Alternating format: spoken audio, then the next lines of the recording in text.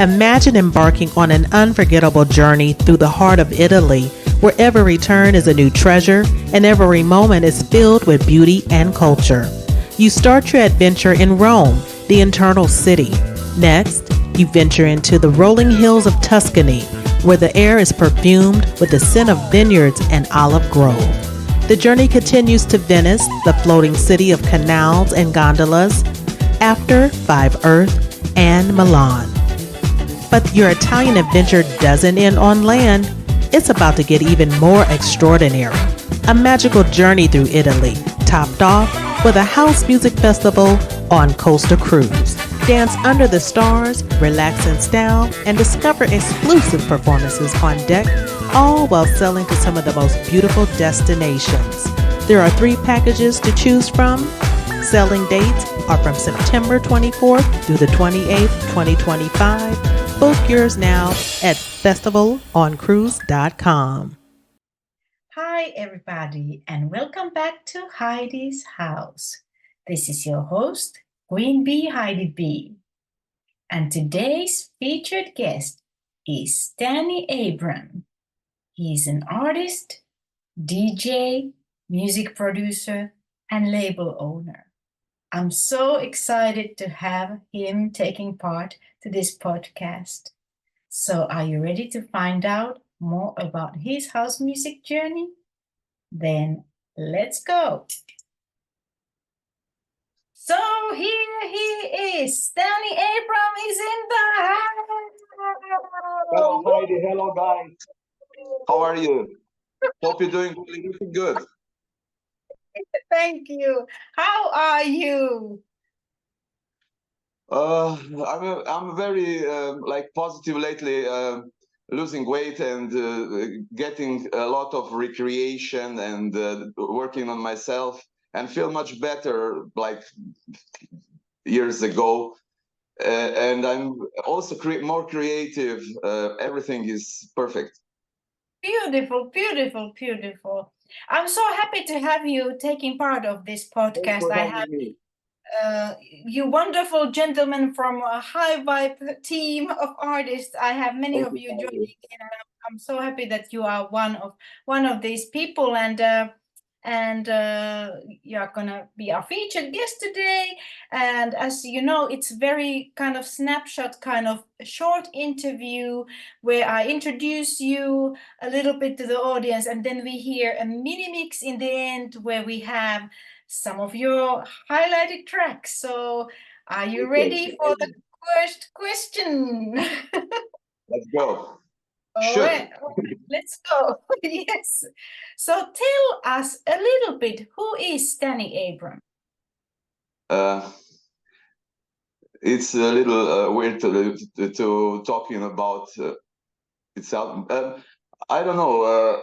I'm DJ music producer for I don't know, DJ for from the middle 80s, and from the middle 90s I start producing music like more dance commercial oriented, but like in the end of 2000s I start making more underground, more house music, techno, because I have a big spectrum of I like from deep house, tech house, techno, also electro. Now lately I'm really pretty successful in that genre. uh, I like different styles. Also, like playing, like making. It's boring for me. It's boring to be just stuck on one genre, you know. Yeah. So when I'm stuck on, I don't know what to do. I'm always have a like few projects open, and it's different, probably different styles, you know, making like techno, deep house, or some minimal. And when I don't know what to do, and leave that, and you know, and just switching, you know, Yeah. it's not getting boring, you know. So I'm doing that. Like I like to make music, I like to play music. That is Stanny Abram. Yes. I like positive good people. I like company, like party. Woohoo!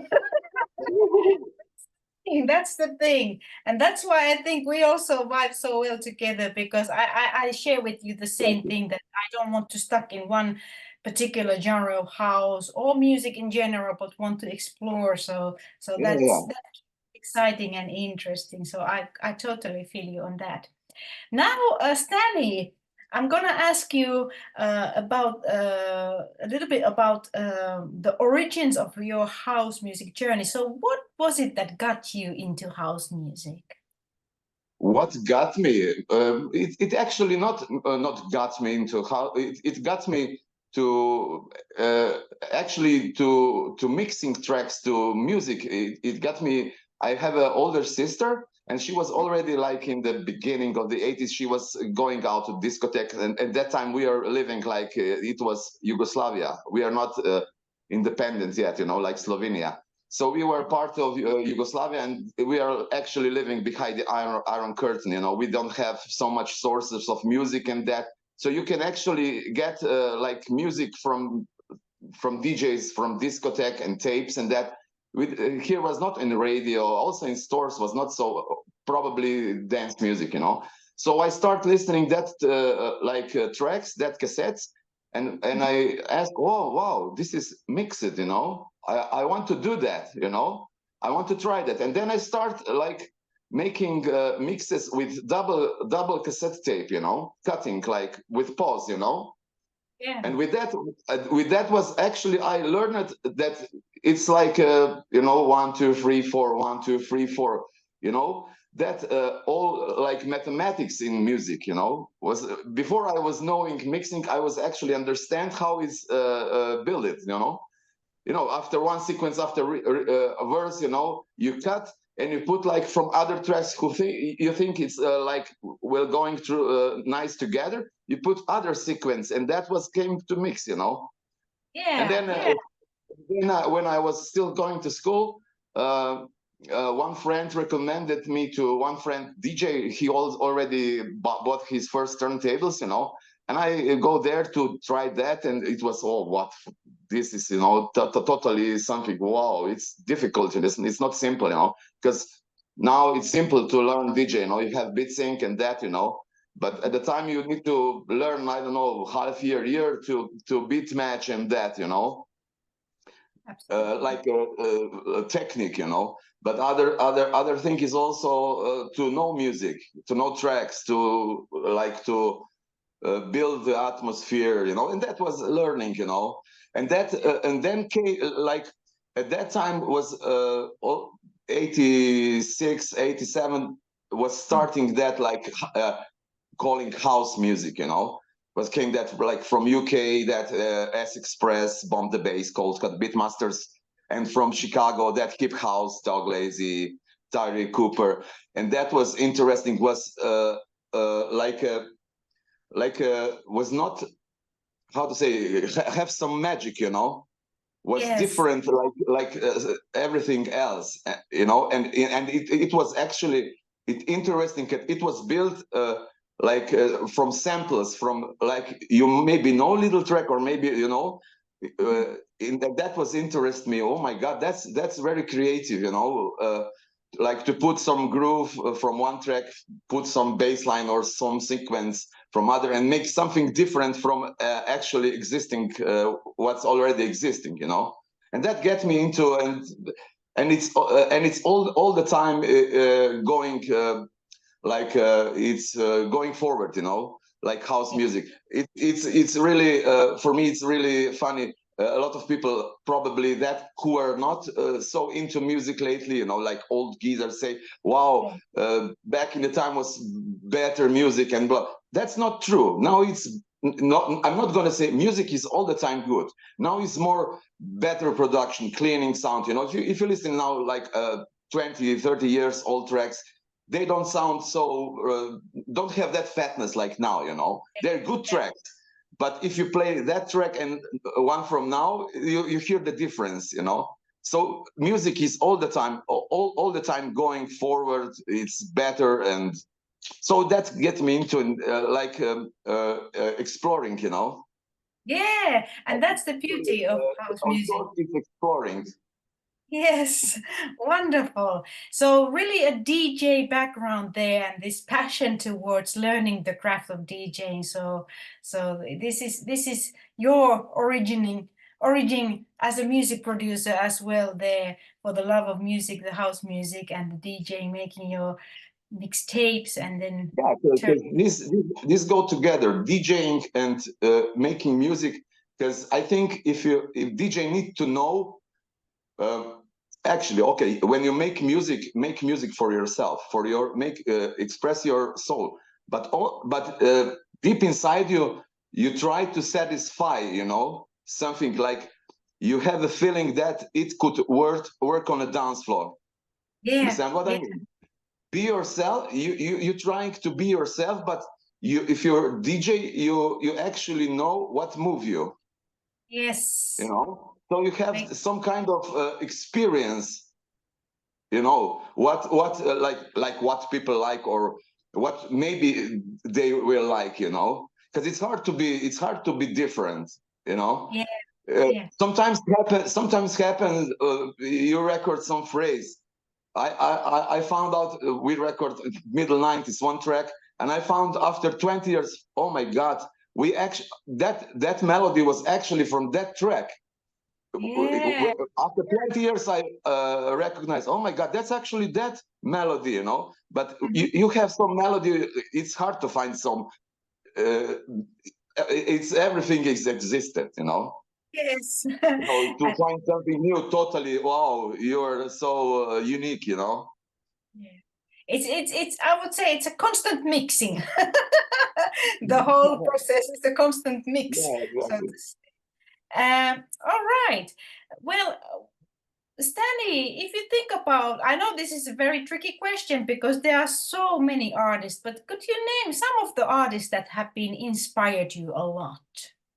It's interesting question, and it's hard to because I have a long timing, and from time to time, like I don't know, in the 80s was that Mark Moore, Tim Simon from Bomb the Bass, blah blah blah. In the 90s you have like Stonebridge was crazy, like Robin S production, and everything from him was crazy. Okay, also masters that were Todd Terry. Todd Terry is then came let's go to the 2000s, was so stuck in that Iberican sound with Chus and Ceballos, and that tribal percussions, and also in 2000 was also I was put one step also in techno, also have their heroes like Mauro Picotto. Also our Umek is one of kind, he's really amazing producer. He's successful, he's one of our country biggest, if not bigger name, and really legend. He's also support youngers, then I don't know there are a lot of inspiration, and a little from that and a little from there. That is the little spices from here and there, like for I, inspiration. I love the way that you dice it into decades and eras because it's very nice to follow. Just like you were saying that you have been through eras of house music and experienced different Yeah, decades and styles and genres. So I love the fact that you were also giving those examples as a kind of like a okay. chronological order, which is true. Yeah, It's how it I works. was always, probably from that 80s, 90s times where we play records, I was always reading what is that small, who produced that, always Yeah. learning. And, that was interest me, not just this is that artist. I was, so still, I'm always curious who made that, blah, blah, blah, Yeah. and try to connect with, or, That's beautiful. It's that really was like always interesting me. true how do you say musicologist approach that not only the They artist call but me, really they the call back. me music Wikipedia.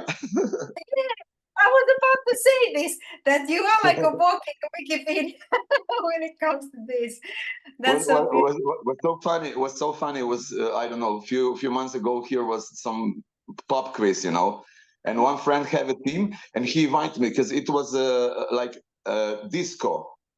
Yeah. disco.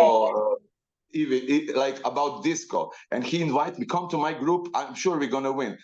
I know all the tracks, but it was simple for me. like like wow, like he used me, for his team. Yeah, but that's the thing, because it's your passion. So you really like, that's part of your music journey as it is, and the way that you approach this thing, like you just described.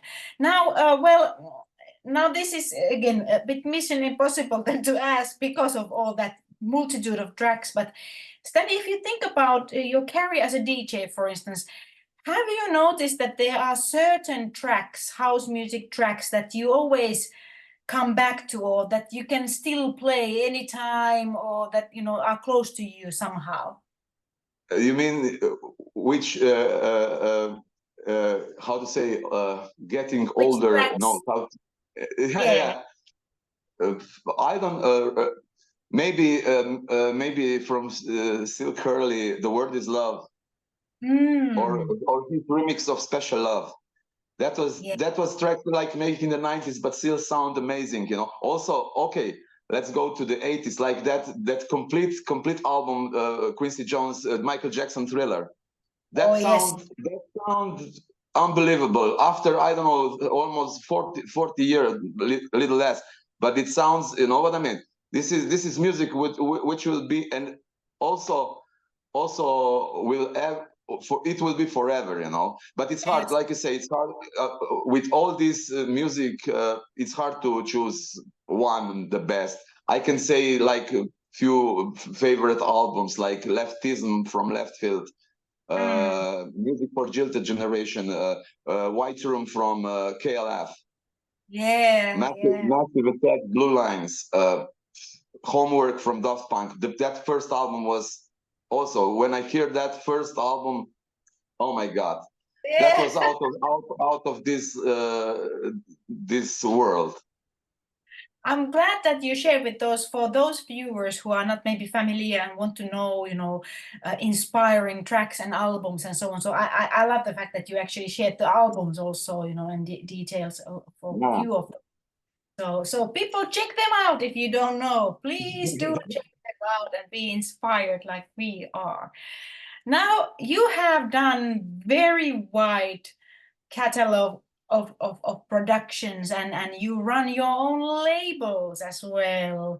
So could Yeah, you tell just us? run with my boy helped me, my son helped me with that labels, Nicholas. With that labels, is the story is the most difficult part of making music is to sending demos. Yeah. It's hard to find, but from that reason, I start that, that way. Sending demos, okay. Sometimes they're also asking for records, but at the end, you have your home when you can release what you like, You know what I mean? Yes, I absolutely know what you mean. You don't need to wait, because sometimes you think, oh, I'm gonna send this to there, blah blah blah, and they, very that is like generated very good track, but not for us at the moment. And Probably that track which you're not expecting are going better, the best. yes, You have a track, oh my God, this is so good. but you have been extremely successful. If I think about all the releases and checking, how they are charting and everything, you are making extremely wonderful job. Yeah, yeah, it's going well, but you're always checking for everyone, first checking for big labels. Everyone have like, oh, I want to release on that label, and you first say send to that labels. Yeah. But if not working, then you release by itself. Absolutely.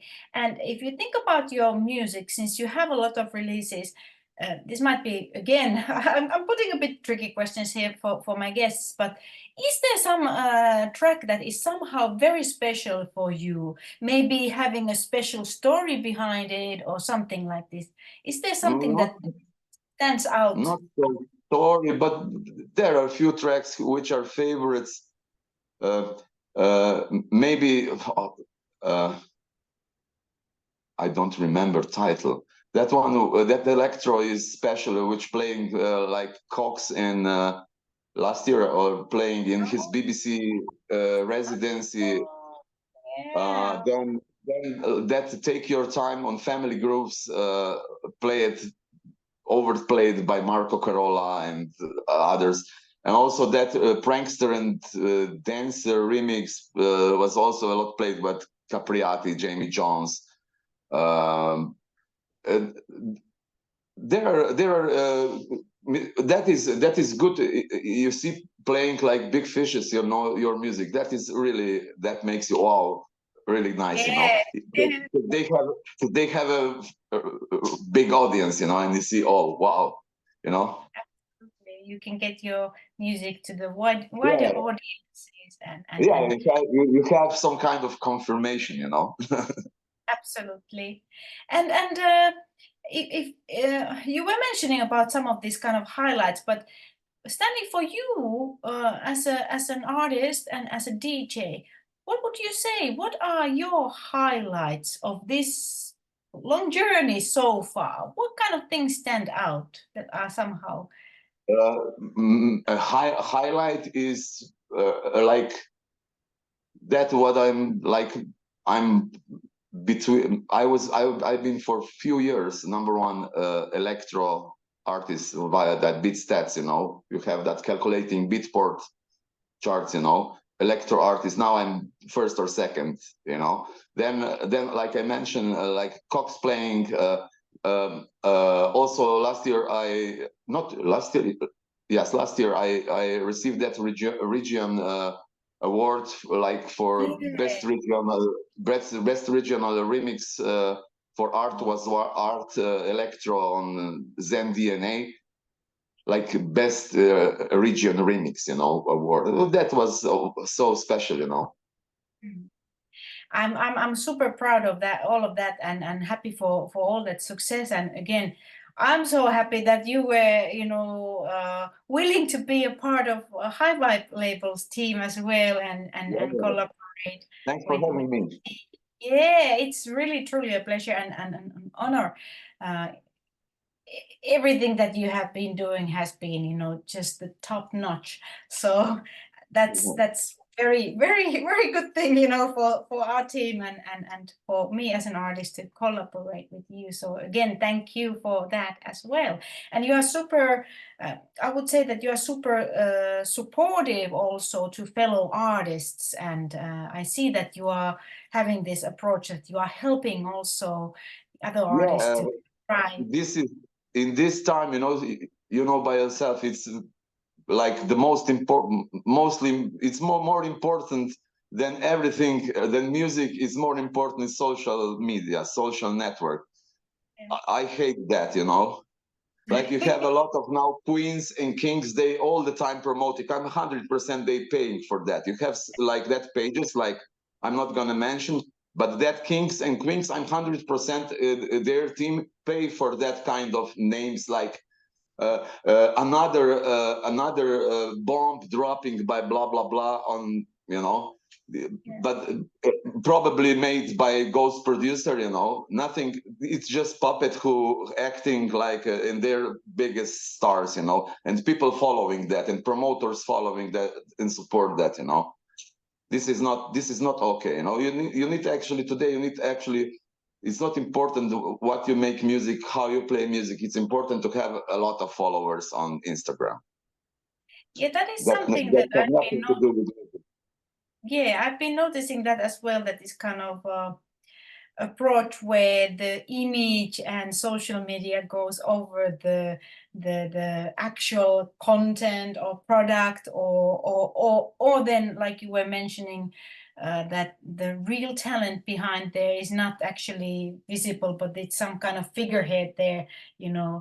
taking that. So it is quite artificial, but Now, probably I'm not. This is not. But female DJs, you know, they just need to look attractive.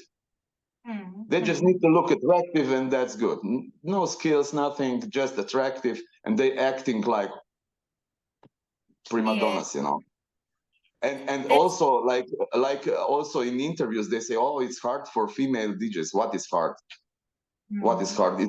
It's easy to book, to get booking. You know, it's not. I say it's not like talking against female DJs. There are amazing DJs, and Anna Floor Short now is crazy dope good. You know, but there are a lot of that like TikTok DJs. You know, Exactly, who and don't it's who kind of don't like a who don't trend. deserve to be there. Where are they? You know, just my opinion. I would always say, and we've been talking with other questions as well here about the importance of really learning the craft. You know, that you can do short-lived things and you can be quite popular and everything, but if you really want to, you know, have a longevity, I still believe that in one way or the other, that investing on the actual skill set and developing yourself is the way that gives you the best satisfaction. Even, let's say, even if we wouldn't be very successful, but at least you know, can see your own progress, and that gives you enjoyment to see when you come from here, now you're here, and who knows where you're going next. So it's much more rewarding in that sense as well. Because I sometimes say I'm some kind of music junkie, you know, like for playing and listening and making, you know. I don't know if they take all electricity and I will, I don't know, going crazy, you know, all the time, you know. So the hardest thing is if I'm sick, you know. So if you're sick or you don't hear, you can, you know, you're not in the mood. Oh fuck, you know, I'm nervous. I need to, you know. Yeah. But really, I would say that I think the message there, what you were saying, is that you would wish people to invest on their skill set and really learn the craft, because it is worthwhile. To educate themselves, you know. You have now you have all tools. You have internet. If you like something, I love that band, love that artist. You have similar artists. You can find, you can research, you can learn.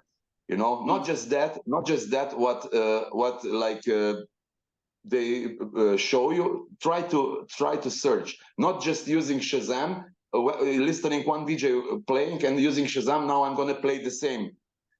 Like try to discover tracks.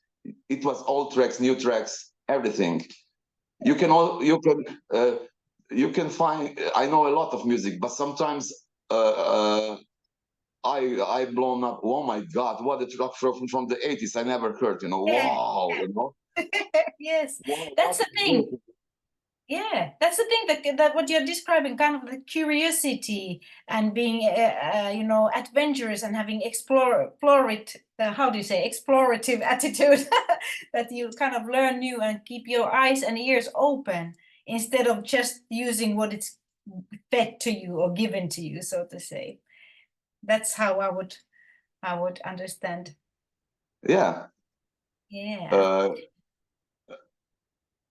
Well, now, since this interview is very short, and it is, like I was mentioning, kind of a snapshot of an interview, I would just like to ask the final question, which is, what is your